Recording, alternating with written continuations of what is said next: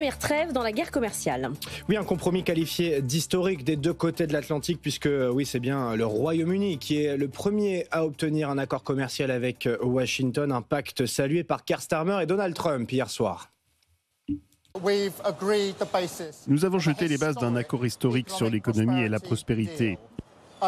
Il s'agit d'un accord qui protège les entreprises britanniques et sauve 1 millier d'emplois au Royaume-Uni, des emplois qualifiés et bien rémunérés.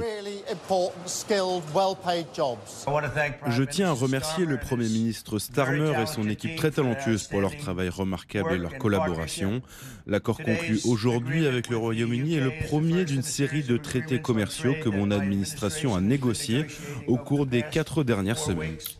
Voilà les dirigeants britanniques et américains hier soir, après que leur administration ait précisé que l'accord sera évolutif. Et du côté de Londres, en tout cas, on peut se féliciter d'avoir obtenu pas mal de concessions, Mathilde Chaminade. Oui, à commencer par le secteur industriel. Sur l'automobile, les États-Unis vont baisser les droits de douane de 27% à 10% dans la limite de 100 000 véhicules par an. Ça correspond presque au total des exportations automobiles du Royaume-Uni vers les États-Unis l'année dernière. Un soulagement pour Bentley, Aston Martin ou Jaguar. Les États-Unis sont leur premier marché hors Union européenne. Sur l'acier et l'aluminium, les droits de douane passent de 25% à 0. Et bonne nouvelle aussi pour le secteur aérien. Le secrétaire au commerce américain Howard Lutnick affirme que les États-Unis sont d'accord pour laisser rentrer des moteurs Rolls-Royce et d'autres pièces aéronautiques sans droits de douane. Mais pour les autres produits britanniques, une taxe plancher de 10% reste en vigueur, comme pour le reste du monde.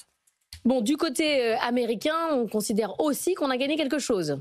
Oui, tout d'abord avec une commande d'avions Boeing de 10 milliards de dollars d'une compagnie aérienne britannique et aussi parce que le Royaume-Uni a accepté de supprimer ou d'alléger des barrières non tarifaires sur les importations de produits américains, des concessions qui représentent 5 milliards de dollars, principalement dans le secteur agricole, avec l'équivalent de 700 millions de dollars en allègement de barrières non tarifaires sur les importations d'éthanol et 250 millions sur d'autres produits agricoles comme le bœuf. Un premier accord conclu par l'administration Trump, on en attend d'autres, notamment dans le week-end.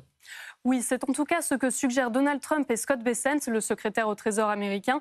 Ils prédisent d'autres accords dans les semaines à venir. Les États-Unis négocient actuellement avec 17 pays. Les négociations avec le Japon, la Corée du Sud et l'Inde sont les plus avancées. À l'inverse, les négociations les plus attendues avec la Chine débutent à peine. Des représentants chinois et américains doivent se rencontrer ce week-end à Genève.